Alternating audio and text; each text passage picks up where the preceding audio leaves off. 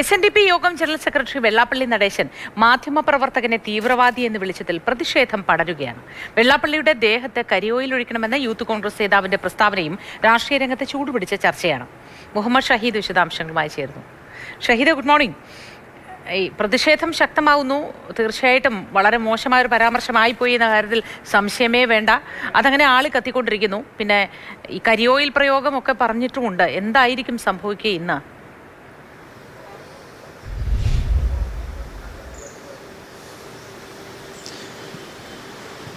Good morning Moti.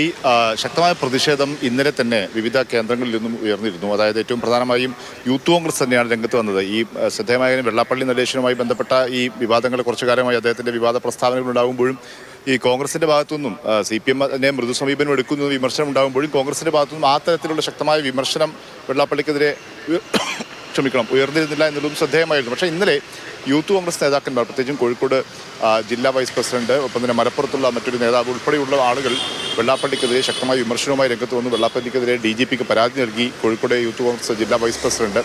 വെള്ളാപ്പള്ളിയുടെ മുഖത്ത് കരിയോല ഒഴിക്കണമെന്ന് മലപ്പുറത്ത് youth Congress നേതാവ് ആവശ്യപ്പെടുന്നു. പക്ഷേ ഇന്നലെ രാത്രിയോടുകൂടായ ഏറ്റവും ശ്രദ്ധേയമായ മറ്റൊരു നീക്കം, DYFI സംസ്ഥാന കമ്മിറ്റി ഇപ്പോൾ വെള്ളാപ്പള്ളിക്കെതിരെ രംഗത്ത് വന്നിരിക്കുന്നു എന്നുള്ളതാണ്. ഏറ്റവും പ്രധാനമായും DYFI സംസ്ഥാന പ്രസിഡന്റ് വസീഫ് ഉൾപ്പെടെയുള്ളവരുടെ സ്റ്റേറ്റ്മെന്റിൽ ഈ മാധ്യമപ്രവർത്തകനെ ഈ വർഗീയ മുദ്ര ചാർത്തി, തീവ്രവാദ മുദ്ര ചാർത്തിയുള്ള അദ്ദേഹത്തിൻ്റെ പ്രസ്താവനയ്ക്കെതിരെ അതിരൂക്ഷമായ വിമർശനം DYFIയുടെ ഭാഗത്ത് നിന്ന് ഉണ്ടായി എന്നുള്ളത് ശ്രദ്ധേയമായ കാര്യമാണ്. ആദ്യമായാണ് DYFI ഇത്തരത്തിൽ പുതിയ ഈ സംഭവ വികാസവുമായി ബന്ധപ്പെട്ട് വെള്ളാപ്പള്ളിക്കെതിരെ രംഗത്ത് വരുന്നത്. ഇങ്ങനെ മാധ്യമപ്രവർത്തകരെ, ഏതെങ്കിലും ഒരു മാധ്യമപ്രവർത്തകരെ അല്ലെങ്കിൽ ആ രീതിയിൽ ഒറ്റതിരിഞ്ഞ് വർഗീയ മുദ്ര ചാർത്തുന്നത് വെള്ളാപ്പള്ളിയെ പോലുള്ള ഒരാൾക്ക് ചേർന്നതല്ല. ആ നീക്കത്തിൽ നിന്ന് അദ്ദേഹം പിന്തിരിയണം എന്നൊക്കെ പറഞ്ഞുകൊണ്ടുള്ള പ്രസ്താവനയാണ്.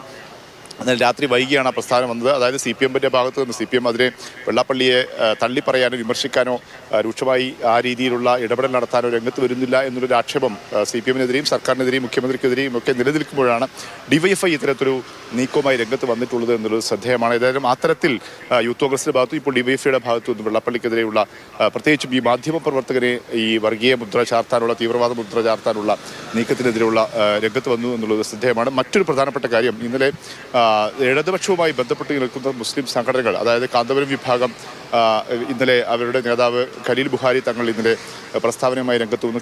സംസ്ഥാന സർക്കാർ ഒരു ധവളപത്രം ഇറക്കണം, ഇങ്ങനെ സമുദായങ്ങളെ അനർഹമായി പലതും വാങ്ങിക്കൂട്ടുന്നു എന്നുള്ളൊരു പരാമർശമാണ് വെള്ളാപ്പള്ളി നടത്തുന്നത്. അങ്ങനെയെങ്കിൽ ഏതൊക്കെ സമുദായത്തിൽ, ഏതൊക്കെ ജില്ലകൾക്ക് ഇങ്ങനെ അനർഹമായി കിട്ടി എന്നത് സംബന്ധിച്ച്, അല്ലെങ്കിൽ അർഹമായോ അനർഹമായോ കിട്ടി എന്നത് സംബന്ധിച്ചൊരു ധവളപത്രം സർക്കാർ പുറത്തിറക്കണം.